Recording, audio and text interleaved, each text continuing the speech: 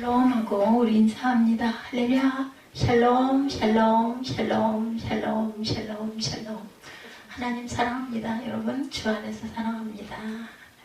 오늘 슬픔이 준비되게 하시는 하나님, 이런 제목으로 시편 30편 말씀으로 함께 은혜를 나누기 원합니다.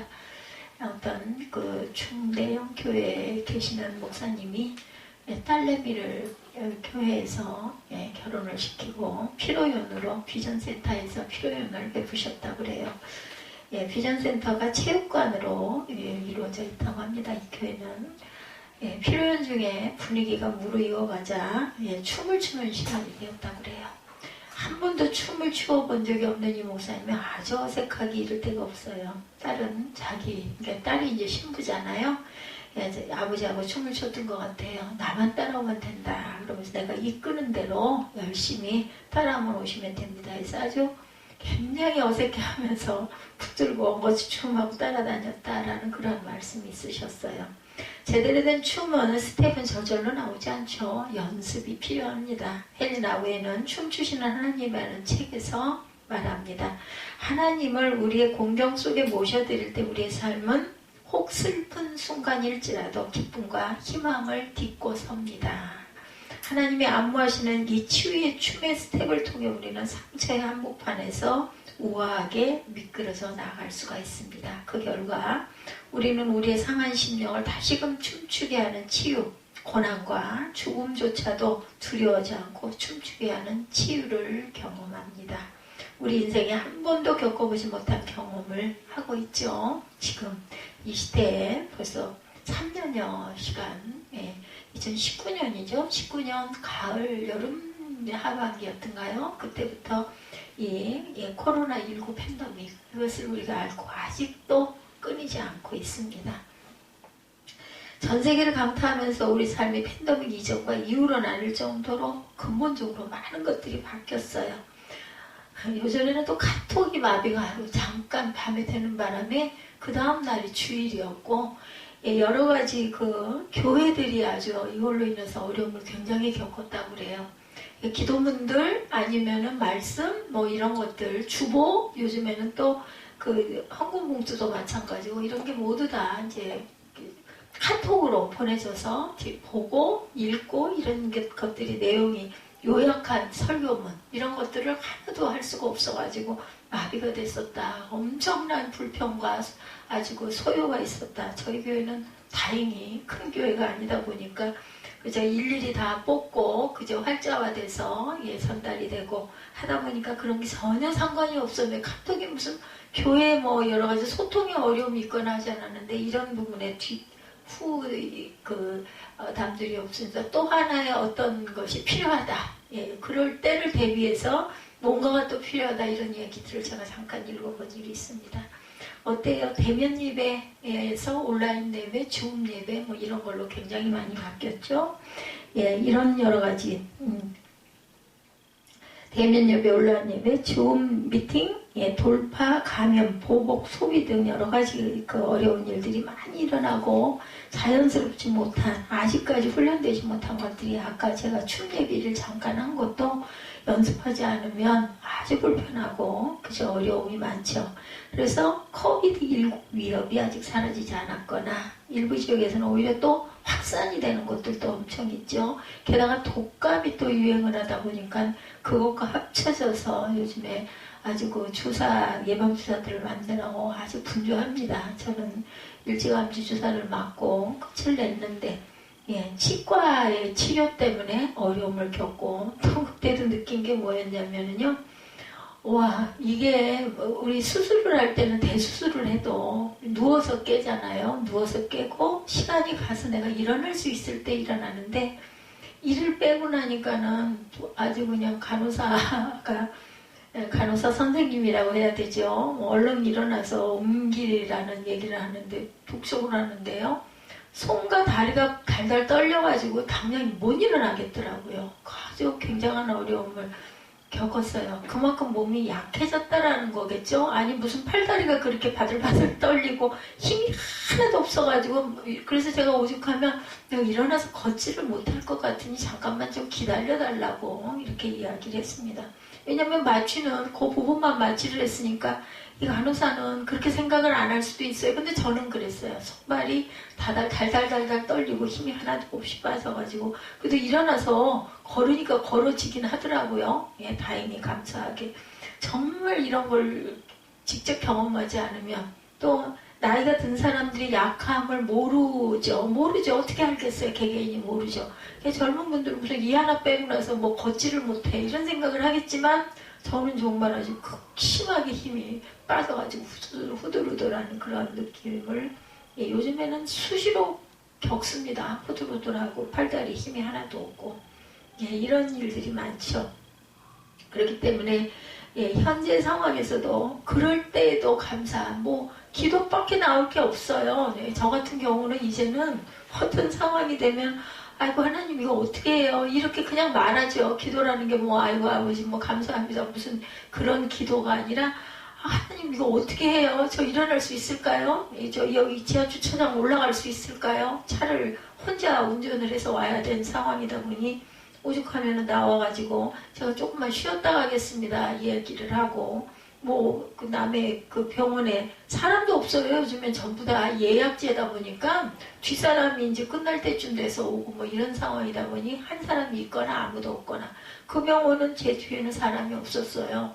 그래가지고 너무 일찍 빼서 그랬는지 어땠는지는 모르겠는데 어찌됐든 간에 또 마취도 엄청 아팠고 한참을 기다려 한 군데가 아니라 한 4-5군데를 입안을 그렇게 해가지고 마취를 하다 보니까 뭐 그냥 아픈 것도 뭐라고 말할 수도 없으니까 긴장을 하고 그걸 고함을 지를 수도 없고 하니까 그래서 더 그 힘이 들었던 것 같아요.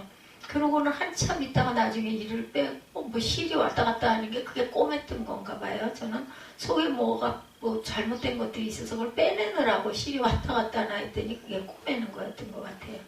나와가지고 앉아있다가 아래층 내려가서 약을 또 타야 되고 화장실은 또 들려야 되고 하는데 또 실수를 했죠. 그 괜히 명세서들을 요즘에는 보면은요 병원에도 그런 게 없대요. 어떤 그 쓰레기통이라고 해야 되나요? 그런 거 버릴 수 있는 데가 없어요.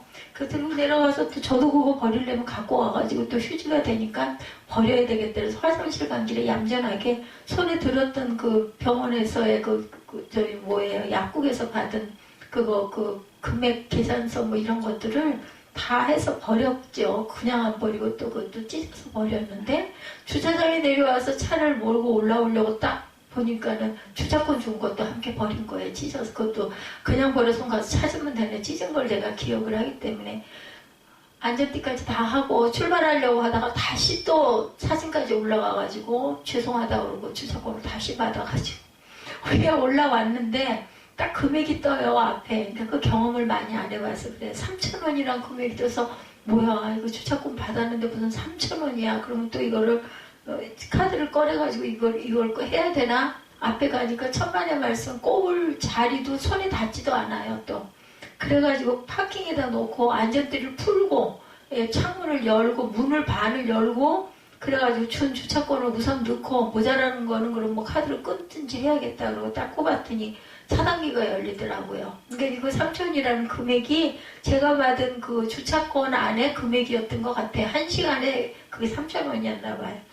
그래가지고 문만 닫고 안전띠를 언제 해? 뒤에서는 빵빵거리고 있지. 그래가지고 나와가지고 어디 빈자리를 찾아서 왜냐면 요즘에는 이게 자동차가 딸랑거리는 게 점점 커지거든요. 못 가요. 저는 막 신경이 거슬려가지고. 그래서 가까스로 안전띠를 하고 그나마 전날 거기를 한번 갔다 와봤기 때문에 답사를 했거든요. 그래서 길을 찾아서 그렇게 먼 데도 아닌데 제가 그쪽으로 안 다녀봤기 때문에 길을 잘 모르니까 그래서 산을 몰고 돌아올 수가 있었어요. 와, 대단한 단계를 거쳤죠. 여러 가지 출차해가지고 나올 때 이를 빼고 그러면서 느낀 거, 와, 이도 젊을 때 빼야지. 나이가 많이 들어가지고 이렇게 문제가 생겨서 이를 빼는 게 이렇게 힘들고 글쎄요, 그 후유증일까요? 지금까지도 좋지 않은 부분들이. 치료제 약을 먹긴 먹어야 되는데 먹을 수도 없고 안 먹을 수도 없고 자꾸만 설사기운이 일어나가지고 옷을 버리고 이런 상황들을 누가 알겠느냐고요. 하나님이나 아시겠죠. 그리고 또 이제 그 위장약 그 약을 일주일을 꼬박 하루도 빠지면 안 되고 한 번도 빠지면 안 된다면서요. 그 약을 먹어야 되는데 이 약을 어떻게 할 것인가. 약을 멍하니 들여다보고 앉아가지고 그 약을 받아다 놓은 지가 여러 날 됐잖아요. 계속해서 들여다보면서 마음으로 기도하다가 왜냐하면 이 약을 먹고 구토가 일어나거나 설사가 나거나 하면 예배도 진행이 안 될 텐데 이걸 어떻게 할까.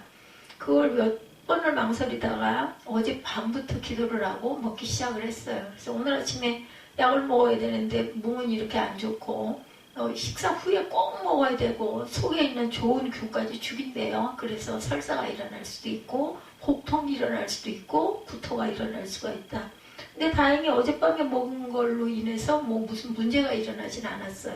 그렇다면은 이게 부작용이 이제 여러 번 먹으면 그렇게 되겠죠. 처음에 한두 번은 괜찮을 거예요. 그래서 어젯밤부터 먹으면서 아침에 약도 먹고 해야 되는데 머리는 계속 편두통은 일어나지. 그게 무슨 콕콕 찌르는 정도가 아니라 이제 쭉쭉 잡아당기는 아픔이 서 있는데 그렇게 아픔이 오다 보니까 와, 오늘 예배 잘 드려야 할 텐데 몸이 이래가지고 게다가 이게 갈림이 잡아당기는 거 말도 못하죠. 무거운 거는 체중은 줄여야 되는데 체중을 너무 줄였다가는 기력이 없어가지고 몸을 유지를 못하니까 저는 체중이 줄어드는 것도 걱정이 되고 찌는 것도 걱정이 돼요. 무게감 때문에 안 되기 때문에.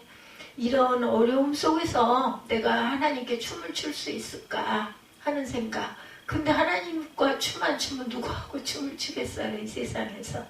정말 어려움에 나이가 들고 그래서 제가 오죽이나 하면 인생을 한 번쯤 엑사이즈 한번 시험 삼아 한번 살아보고 살면은 이때 내가 어떻게 대처할 것인가를 잘 알 텐데 그리고 남의 아픔도 정말 마음으로 같이 동참할 수가 있는데 조금 달라진 게 있다면 어디 가가지고 아이들이 불편해하거나 요즘에 엄청 민감하게 나와서 그런지 그 짤순이가 소리가 심하게 나요. 반드시 논다고 놔도 막 탕탕거리고 하면 저는 뭘 하다가도 얼른 쫓아가서 그걸 해줍니다. 제가. 그리고 얼른 너 할 거 하고 이거 꼭 찾아가라. 그러니까 걱정이 되면 속에 있던 게 끝나면 샤워를 하다가도 가가지고 그걸 빼서 바닥에다 놔주면서 챙겨가지고 가라고 아이들이 놓고 가는 경우들이 많이 있거든요. 예전하고 다른 게 생겼다면 그런 게 생긴 것 같아요. 그 좀 아이들 아니면 좀 불편한 부분 누군가가 몰라서 이럴 때 제가 좀 옆에서 이렇게 얘기를 해주고 조언을 해주고 왜냐하면 모를 테니까 이런 게 조금 생겼다면 생겼을까요? 아이들에게도 전에는 내 걸 따로 챙겼는데 이제는 내 걸 챙기는 게 아니라 아이가 그걸 잘 먹으면 아이가 먹으라고 남겨놨다가 또 먹여줘야 되겠다. 그러다 보면 정작 먹으려고 제가 만들었다가 저는 입에다가 맛만 보고 마는 경우들 이런 게 조금 달라진 것 같습니다. 그래서 이 오늘 추수감사 주일 오늘 잘 지내야 할 텐데 하면서 아까 일부 예배가 끝나고 제가 그러진 않는데 누워 있어 봤어요. 머릿속이 그러니까 머리를 좀 밝게 해주면 어떨까 하고 아마 엄청 긴장을 하고 힘들었던가 봐요. 한 5분을 제가 깜빡 잠이 들다가 유집사가 나보고 들여다보는 바람에 제가 번쩍 깨서 누워 있었죠. 예배 2부 예배 드려야 되니까. 오늘 그 춤추는 부분에 그 아버지 목사님이 아주 어색하고 힘들었고 연습을 하지 않으면은 우리가 온전한 춤을 출 수가 없다라는 부분에 제가 참 감동을 이 말씀을 제가 만들어가지고 놓고도요. 만들어 놓은 지가 오래되다 보면 잊어버려요. 몇 주일이 지났기 때문에 한 달 전에 말씀이 준비가 되다 보니 오늘 그 추수감사 주일 제가 아까 사진도 찍고 그렇게 했지만 생각이 듭니다. 내가 추수감사 주일을 내년에 할 수 있을까? 아무도 모르죠. 누가 알겠어요.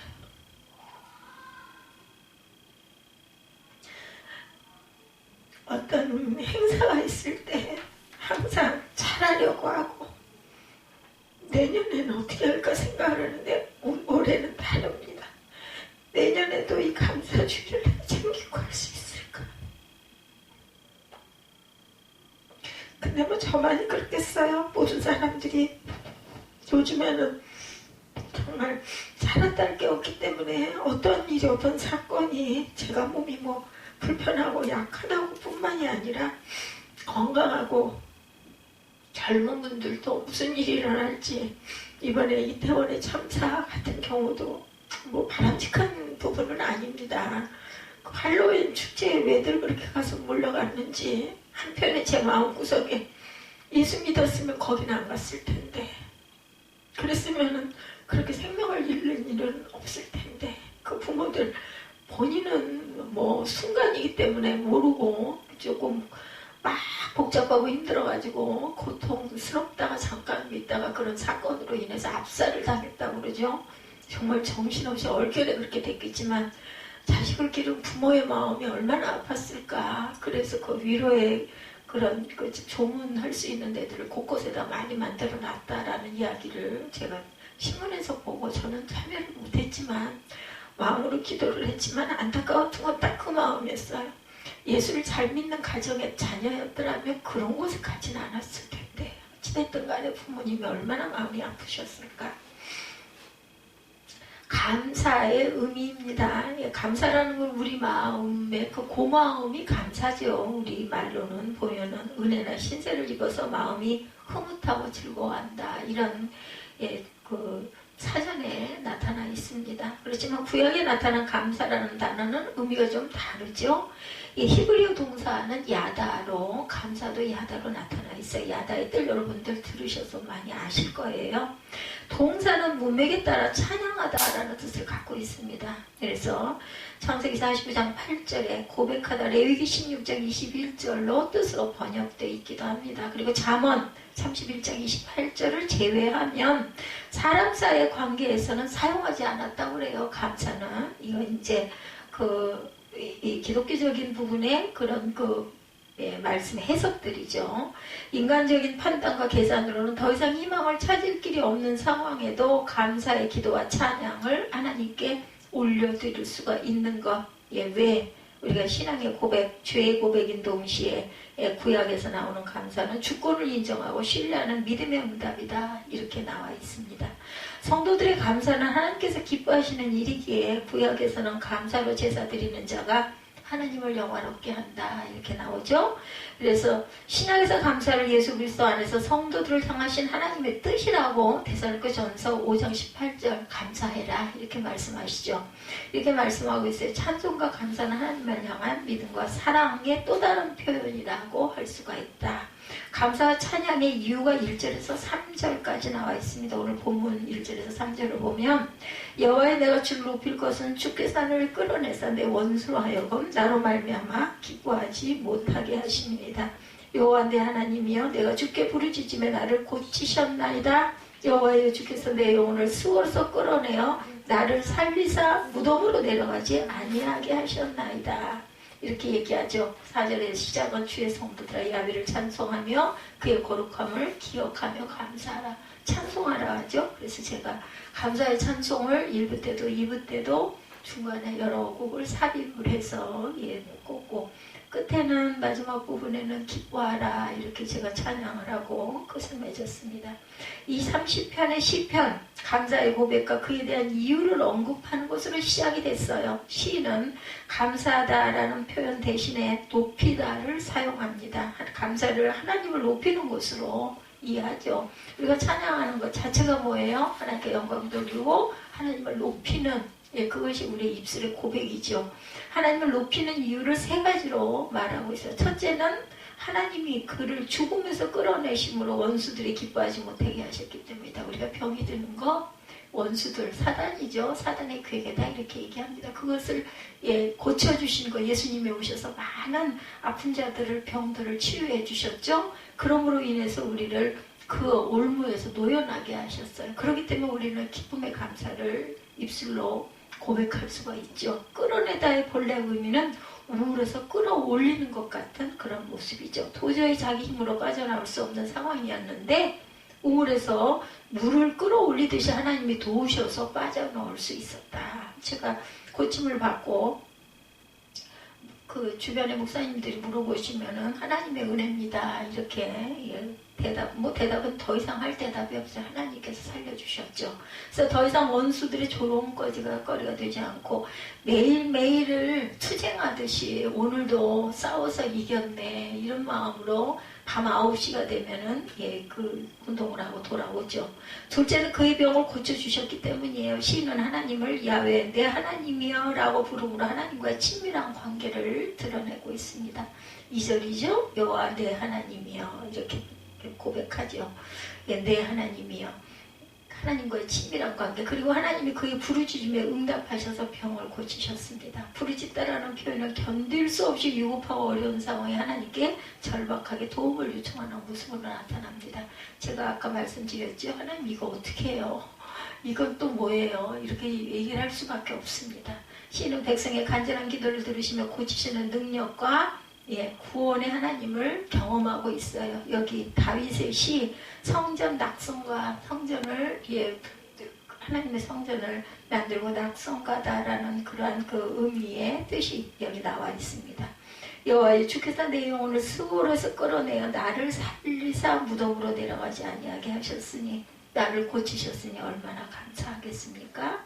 성도들을 향한 찬양의 초청이 그 이후에 나오고 있죠. 수월이나 무덤은 하나님과 생명으로부터 단절된 곳을 얘기하고 있죠. 내 영혼을 3절에서 수월에서 끌어내서 나를 살리사 무덤으로 내려가지 않게 하셨으니 얼마나 감사하겠어요. 수월이나 무덤은 하나님과 생명으로부터의 단절된 곳을 의미하죠.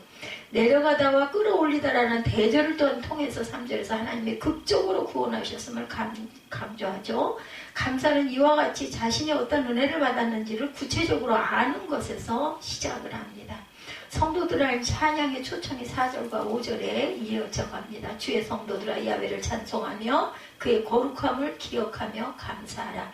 그의 노염은 잠깐이요 그의 은총은 평생이로다. 저녁에는 울음이 깃들지라도 아침에는 기쁨이 오리로다. 이기고 일어난 거예요. 개인적인 구원 경험을 인해서 주를 찬양하던 시인은 주의 성도들에게 야훼를 찬양하고 감사하자고 권면하죠. 근데 1절과 3절의 2인칭과는 달리 여기서는 하나님을 3인칭으로 부릅니다. 이런 인칭의 변화는 시인이 하나님께 직접 고백하다가 갑자기 청중을 향해서 자신의 경험과 교훈을 설명하는 데서 기인하죠. 4절에 5절 4절에 주의 성도들아 야훼를 찬송하며 그의 거룩함을 기억하며 감사하라. 그의 노염은 잠깐이요 그의 은총은 3인칭 그로 나오죠. 은총은 평생이라도 저녁에는 울음이 깃들지라도 아침에는 기쁨이 오리로다. 3인칭을 쓰고 있어요. 주의 성도들로 번역된 히브리어 하시다부는 은혜를 뜻하는 헤세드에서 파생된 것으로 주의 은혜를 체험한 자들을 뜻합니다. 그들은 하나님을 향한 변함없는 사랑과 신실함을 가진 사람들이고 시인은 하나님을 찬양하는 자리에 그들을 초청했어요. 거룩함은 죄가 없으며 공의로우시며 은혜로우신 하나님의 성품을 의미하죠. 거룩하신 하나님을 기억하고 감사하는 것이 주의 백성으로서 마땅히 취해야 할 자세다.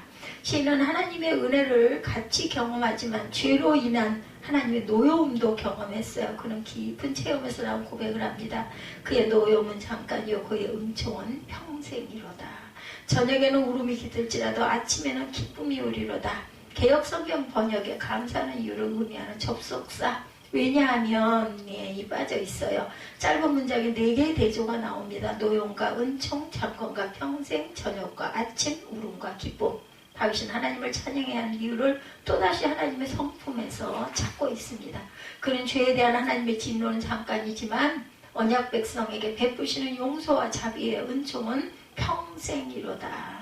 이어진다고 진노와 은총을 대조시켰어요. 저녁에는 울음이 잠시 머물지만 아침이 오면 어둠이 언제 있었는지 모르게 사라지듯이 아침 안개, 여러분들 무섭죠? 안개가 잘 끼더라고요. 보면 새벽에 나가보면. 그런데 언제 거친지 모르게 금방 1시간 이내에 또 뽀뽀였다가 환하게 밝아지죠. 햇빛이 들어오면. 주의 노여움은 하나님의 구원과 은총이 임할 때 기억에서조차 사라질 것이다. 우리의 삶이 언제나 순탄하지가 않습니다. 때로 오르막이 있고 내리막도 있어요. 저보고 어디가 아픈 사람같이 절대 안 보인다고 외부에서들 얘기를 하는데 또 내면적으로는 이렇게 스스로 혼자 고통을 겪고 누군가 좀 알아줬으면 좋겠는데 그 사람들이 뭐 어떻게 알아주겠어요. 본인이 아닌데 이해합니다. 이해하면서도 엄청 혼자여서 외롭고 섭섭하고 슬플 때가 있어요. 근데 정말 감사한 건 그런데 하나님이 계시기 때문에 나의 의지처가 되시는 하나님이 계시기 때문에 어찌 보면 제가 만약에 지금 이 나이에 아주 건강하다면, 뭐 건강한 사람 많죠. 제 나이에도 이렇게 아픈데 하나도 없이 건강하다면 하나님을 그렇게 가깝게 느끼겠나. 그래서 저는 그것이 또한 감사합니다. 가장 필요한 것은 우리를 끌어주시는 분이 계심을 아는 것. 이것을 아는 자의 삶에는 진심 어린 감사와 찬송이 있죠. 모르는 자들은 이런 진심 어린 감사와 찬송이 있겠어. 어이구 이거 아파서 어떡하나, 이거 병원을 가봐야 되나, 도대체 뭘 먹어야 되나, 어쩌면 좋겠어 하고 이 사람 저 사람에게 자꾸 물어보겠죠. 역경 가운데서도 도우심을 간구하게 됩니다. 6절에서 10절에 나타나 있어요. 이렇게 보죠. 내가 형통할 때 말하기를 영원히 흔들리지 아니하리라 하였도다. 야훼의 주의 은혜로 나를 산 길이 굳게 세우셨더니, 산같이 굳게 세우셨더니 주의 얼굴을 가리심에 내가 근심하였나이다. 여호와여, 내가 주께 부르짖고 야훼께 간구하기를 내가 무덤에 들어갈 때 나의 피가 무슨 유익이 있으리요. 진토가 어떻게 주를 찬송하며 주의 진리를 선포하리이까. 여호와여, 들으시고 내게 은혜를 베푸소서. 야훼여, 나를 돕는 자가 되소서 하였나이다. 10절까지 이렇게 고백을 하고 있죠. 앞으로 걱정할 수 없다고 스스로 다짐했어요. 신이 하나님을 잊고 자만심에 빠지자 하나님은 그에게 모든 것을 거두시고 근심과 고통을 주시죠. 과거의 교만으로 인한 하나님께 징계를 받아서 고통의 날을 경험했다고 고백을 하고 있죠. 그의 삶이 형통하고 잘 풀리자 자신이 잘해서 그렇게 된 것이라고 또한 착각을 순간도 하고 있습니다. 주의 얼굴을 가리심에라는 표현은 하나님의 임재, 시인에게 베푸셨던 하나님의 은혜를 멈추신 것을 의미하죠. 형통할 때일수록 교만하지 말고 하나님께 가까이 나아가야 한다. 교만과 죄로 인해서 고통과 죽음의 위기 상황에 빠진 시인은 자신의 잘못을 깨닫고 야훼여라고 외치며 야훼께 부르짖고 간구합니다. 9절에서 세 번의 수사 의문을 사용하신 자신을 죽음과 같은 고통에서 구원하셔서 하나님의 진리를 선포할 수 있도록 자신의 생명을 회복시켜 주셨다.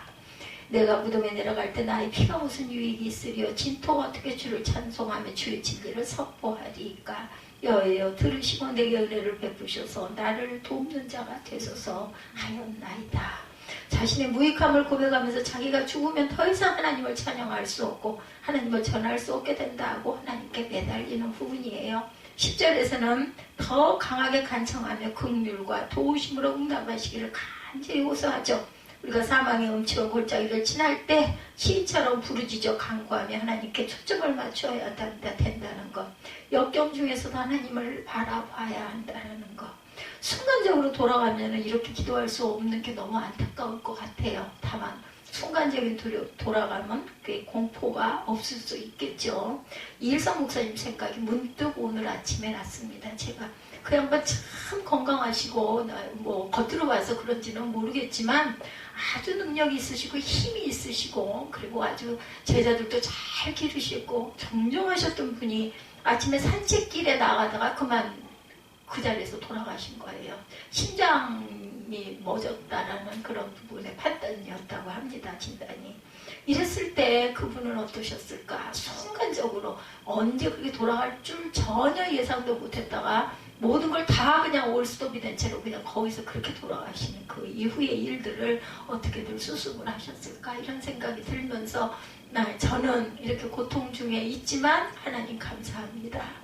이렇게 기도할 수 있고 생각할 수 있고 계획할 수 있고 그래도 그 길도 하나님이 인도하시겠지만 어느 순간 어떻게 될지 내년에 내가 추수감사주의를 준비할 수 있을지 알 수 없지만 그래도 오늘 감사할 수 있고 기도할 수 있으니 얼마나 감사한가. 11과 12절입니다. 5절에서 언급한 회복이 어떻게 구체적으로 이루어졌는지 11절에 자세히 묘사되고 있죠. 11, 12절 주께서 나의 슬픔이 변하여 내게 춤이 되게 하시며 나의 베옷을 벗기시고 기쁨으로 띠띠우셨나이다. 이는 잠잠하지 아니하고 내 영광으로 주를 찬송하게 하심이니 여호와 나의 하나님이여 내가 주께 영원히 감사하리라. 이렇게 고백할 수 있으니 얼마나 감사합니까?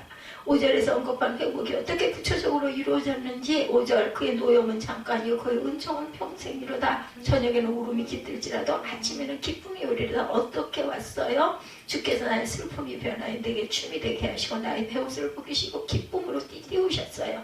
이는 잠잠하지 아니하고 내 영광으로 주를 찬송하게 하시니 여호와 나의 하나님이 내가 주께 영원히 감사하리라. 이렇게 끝이 아주 아름다운 끝 매김입니다. 하나님은 다윗의 기도를 들으셨어요. 그의 병을 고치시고 죄를 사해 주셨고 또한 슬픔이 변화해 춤이 되게 하셨고 슬픔의 베옷을 벗기고 기쁨으로 띠를 띄워 주셨다는 거죠. 5절과 같이 대조되는 다녀들이 쌍을 이루며 나타내며 다윗에게 베푸신 하나님의 회복이 얼마나 극적인 것인지를 잘 보여주는 그러한 시입니다. 시인은 기도를 드신 하나님을 생각할 때 잠잠할 수가 없어서 자신에게 주신 모든 것으로 하나님을 찬송하고 감사하다고 다짐하죠.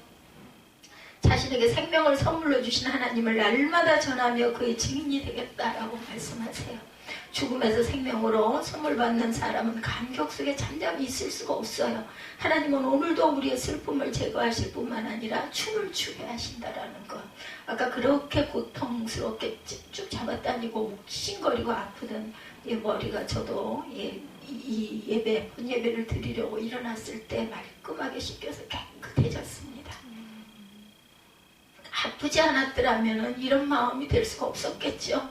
죽으면서 생명을 선물 받은 사람에게 그 삶은 바로 잔치가 된다라는 것. 여기서 사용되는 동사가 미완료형으로 되어 있어서 지속적인 찬양의 약속을 강조하죠. 은혜는 찬양과 감사로 이어지죠. 그리고 그 찬양과 감사는 끝없이 지속되어야 된다라는 것. 감사의 이유는, 우리가 감사하는 이유는 그것이 하나님의 뜻이기 때문이다. 데살로니가전서 5장 18절입니다. 범사에 감사, 이는 그리스도 예수 안에서 너희를 향하신 하나님의 뜻이니라 말씀하고 있어요. 하나님의 뜻이란 우리 모두가 그리스도 예수 안에서 살기 원하시는 삶의 모습입니다. 바른 감사 생활은 하나님을 기쁘시게 하죠. 바른 감사 생활은 하나님의 뜻을 따라 사는 삶이 되게 하고, 또한 우리가 감사해야 하는 또 다른 이유는 우리를 구원해 주셨기 때문인 것. 하나님께 감사하리로다. 너희가 본래 죄의 종이더니 죄에게서 해방되어 의에게 종이 되었느니라. 로마서 6장 17, 8절입니다.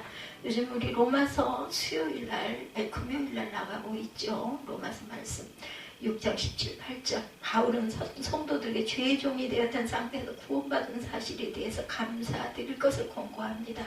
아무리 세상의 부귀와 영화를 누린다 할지라도 죄와 심판으로부터 구원받지 못한다면 불행한 인생이 되죠. 끝이에요. 그죠? 성도들은 언제나 구원을 베푸신 하나님의 은혜에 감사의 초점을 맞춰야 합니다. 우리를 둘러싼 불확실함에서 어려운 환경에도 불구하고 하나님은 우리를 끝까지 버리지 아니하시고 사랑하신다라는 것. 하나님은 우리를 이 모습 이대로 받아주셨어요. 사람은 변하고 친구는 혹시 우리 곁을 떠날지라도 하나님은 여전히 우리와 함께 하신다는 것. 내가 찾으면 대답하시는 하나님이죠. 내가 여기 있노라. 이 놀라운 하나님의 사랑에 초점을 맞출 때 어떤 환경에서도 우리는 감사할 수가 있습니다. 감사의 방법을 너희 몸을 하나님이 기뻐하시는 거룩한 산 제사로 드릴지어다. 로마서 12장 1절 말씀입니다. 제가 이 말씀을 몇 장 몇 절을 알았더라면 예전에 그 교수님에게 딱 들이댔을 텐데, 저보고 그랬거든요. 왜 하필이면 산 제사냐고. 성경에 12장, 로마서 12장 1절에 나와 있는데 그걸 말을 못해가지고 지금까지도 이 구절을 볼 때마다 생각이 납니다. 산제절. 근데요, 그 교수 조금 있다가요, 다리가 쥐가 나가지고 막 주물르고 난리가 났어요. 학생들이. 그때 밥 먹으러 갔다 이런 일이 있었거든요. 저한테 딱 그러고 나더니 나중에 그러대요. 제가 회개를 해야 됐는데 회개를 안 해서 이렇게 됐나? 속으로 저는 그랬죠. 당연히 회개해야지. 신학생이 그런 얘기했다 해서 딱 들이대면서 왜 하필이면 산제사냐고? 그러니까 산제사지. 예, 이런 마음이 제가 왔었는데 그분 막 그래가지고 막 다 몸이 마비가 돼가지고 주물르는. 그러니까 건강하다 할 사람이 아무도 없는 거예요. 그 양반도 아마 내면적으로 그런 어떤 그 통증도 있고 한 양반이었는데 교수랍시고 목에다가 힘주고 교만을 떨다가 결국은 딱 그 자리에서 벌을 받죠. 그냥 그렇지 않아서 일지 몰라도 저는 마음속으로 그랬어요. 그러니까 혼이 나지. 그런 생각이 들더라고요.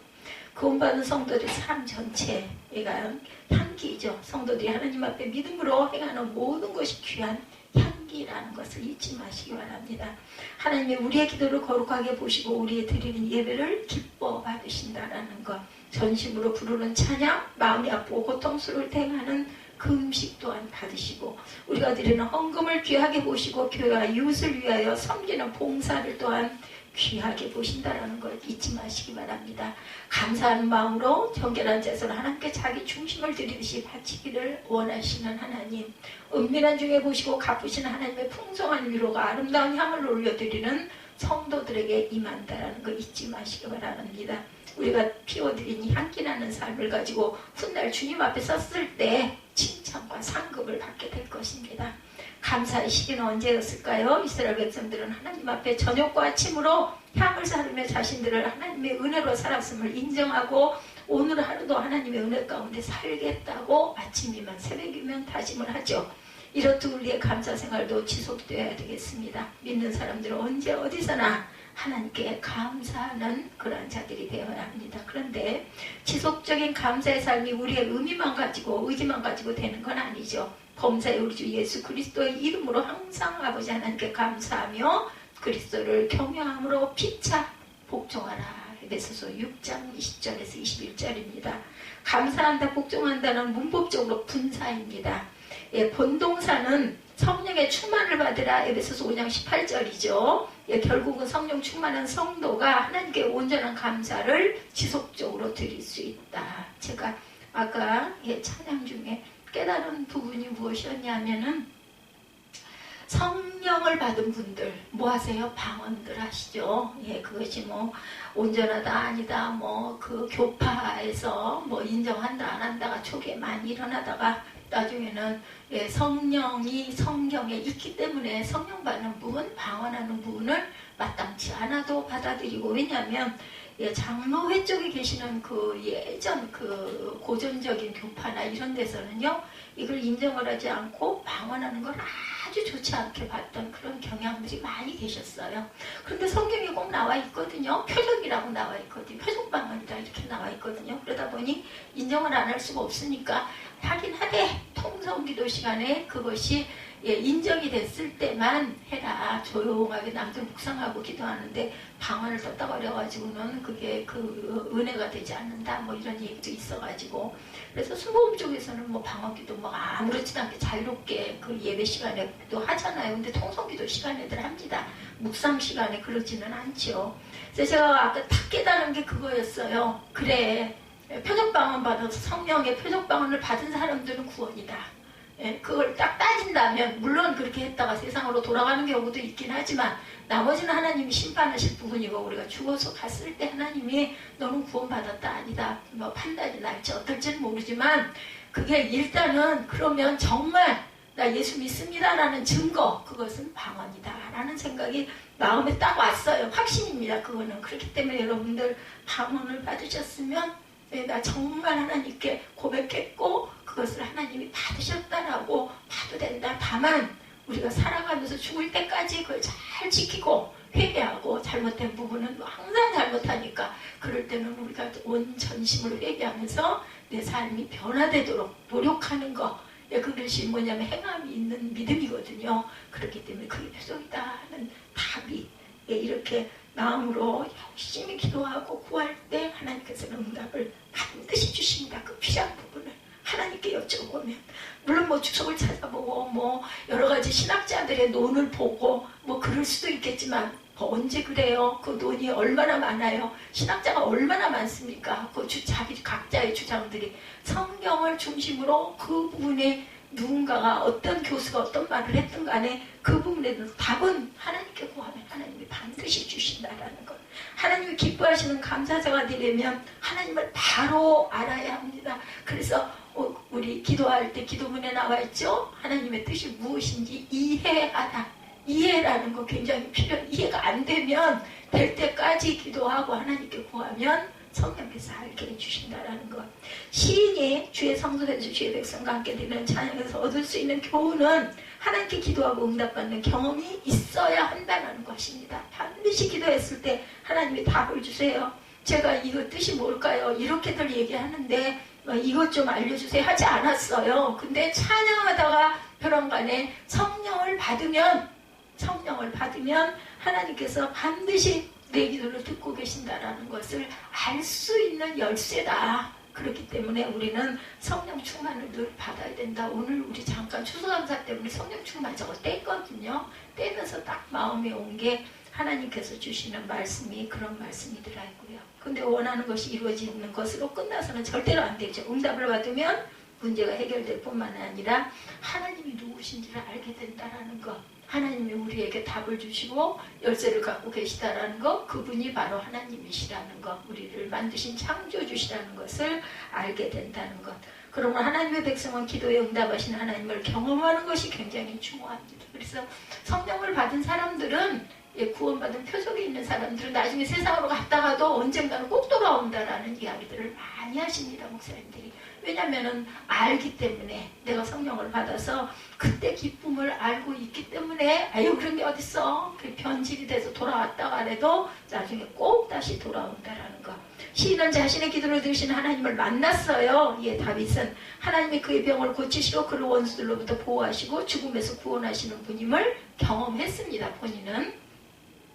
우리도 하나님의 백성이기 때문에 하나님께 간구할 때 하나님의 응답을 경험할 뿐만 아니라 삶 속에서 구체적으로 역사하신 하나님을 만나게 된다는 것 잊지 마시기 바랍니다. 호세아 선지자가 말하죠. 우리가 야훼를 알자, 힘써 야훼를 알자. 그의 나타나시면 새벽빛같이 어김없나니 비와 같이, 땅을 적시는 늦은 비와 같이 우리에게 임하시리로다. 호세아 6.3절입니다. 알면 하나님이 내게 임하신다는, 그렇기 때문에 알기 위해서 열심히 말씀을 듣고 묵상할 줄 알아야 되겠다. 나 자신을 항상 돌아봐야 합니다. 형통할 때 겸손하고 고통의 때 회개함으로 자신을 돌아볼 줄 알아야 되겠다. 시인은 형통할 때 하나님을 의지하지 않은 실수를 범했어요. 다윗도 그랬잖아요. 그죠? 선주로 생각할 때 넘어질까 조심하라 말씀 있죠. 혹시라도 교만으로 인해 고통의 때가 올 때 하나님을 원망하는 것이 아니라 자신을 돌아보고 회개함으로 하나님께 용서받고 회복의 은혜를 입으시는 저와 여러분 되시기 바랍니다. 고난은 성도를 하나님께 더 가까이 가게 하는 하나님의 손길이라는 것도 잊지 마시기 바랍니다. 그래서 내가 고난 중에 즐거워합니다 라는 그 고백을 하게 되죠. 하나님의 노여움은 잠깐이고 은총은 평생임을 기억해야 된다. 노여움으로 인해서 내가 고난을 받는다 할지라도 하나님의 은총은 그 이후에도 그걸 깨닫게 되면 영원하다라는 것. 잘못으로 인해 고통을 당하면서 하나님을 원망하기 쉽죠. 그러나 하나님은 우리의 불순종과 교만에서 돌이키기만 하면 우리 죄를 용서하시고 은총으로 영원히 우리와 함께 동행하신다라는 것. 어떤 순간에도 교만해서 안 되고 어떤 자리에서도 미끄러질 수 있음을 기억하십시다. 날마다 죄에서 돌이키고 회개함으로 그리스도를 통해 주시는 영원한 생명과 영원한 은총을 삶 속에서 경험하며 살아가야 합니다. 오늘 추수감사주일이죠. 지금으로부터 401년 전 1620년 12월 11일 영국에 있던 청교도들이 메이플라워를 타고 대서양을 건너 매사추세츠에 있는 프리마우스에 도착을 합니다. 종교의 자유를 찾아서 미국으로 왔지만 그들에게 혹독한 고난이 기다리고 있었죠. 첫 겨울을 지나면서 함께 온 102명 중에 절반이 되는 46명이 목숨을 잃었어요. 얼어붙은 땅을 깨면서 사랑하는 자들을 땅에 묻을 때 그 슬픔이 얼마나 컸겠습니까? 그들은 인디언들의 도움을 받아 농사를 지었고 가을이 되었을 때 열매를 거둡니다. 청교도들은 자신들을 도와준 인디언들을 초대해서 그에 거두어들이는 옥수수, 콩 등의 농산물과 들에서 뛰어다니던 칠면조를 잡아 나누어 먹으며 잔치를 베푼 것이 추수감사주일의 기원입니다. 청교도들은 낯선 땅에서 미래에 대한 불안과 두려움에 떨며 하나님께 감사의 예배를 드릴 수 있었던 거죠. 이것이 환경을 초월한 정말 성숙한 감사의 모습이다. 사무엘하 6장에 보면 법궤 운반 행렬이 예루살렘에 가까이 이르자 다윗은 법궤 앞에서 힘을 다해 춤을 추죠. 그런데 다윗의 아내 미갈은 왕으로서의 채통을 지키지 못했다고 비난을 합니다. 이에 다윗은 자신을 선택하셔서 이스라엘의 주권자로 삼으신 은혜와 섭리에 감사하는 마음이 있기에 얼마든지 야훼 앞에서 내가 춤을 수 있노라 라고 주장을 하죠. 하나님을 높이는 표현과 작은 몸짓조차 체면 때문에 하지 못하는 것은 자신의 존재를 하나님보다 크게 여기기 때문입니다. 체면을 더 소중히 여겨서는 안 된다라는 거죠.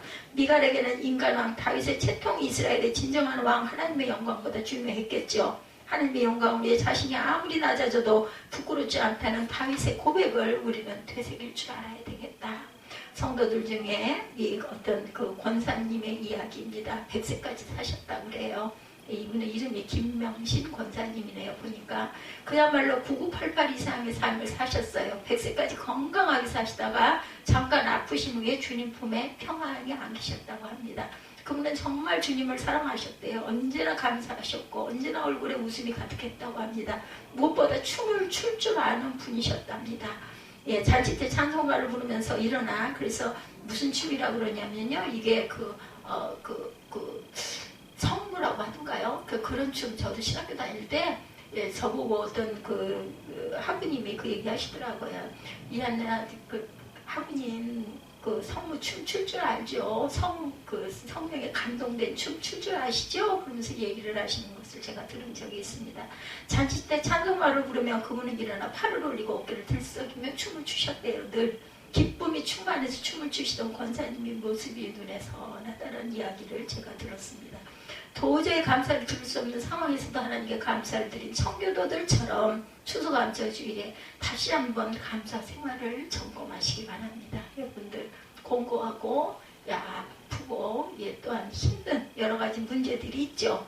그럼에도 불구하고 우리는 감사를 드려야 할 구체적인 이유들을 우리 삶에서 찾아보고 우리 입술로 고백하시기 바랍니다. 지금 인생의 가장 어려운 고비를 지나고 있다 할지라도 그동안의 삶을 돌아보면서 감사 이유를 찾으십시다. 몇 해 동안 수고한 가족이나 또한 친지, 이웃들에게 감사를 표시하십시다. 그리고 우리의 감사하는 마음이 항상 지속되기를 구해야 합니다. 그러할지라도 그럼에도 불구하고 감사하십시다. 감사의 씨를 뿌리는 그들이 더 많은 감사 열매를 거두기 때문이라는 것을 우리가 알죠. 슬픔이 변하여 기쁨이 되고 그 은혜를 감사하며 주님과 함께 춤을 추는 저와 여러분이 되시기를 주님의 이름으로 축복합니다.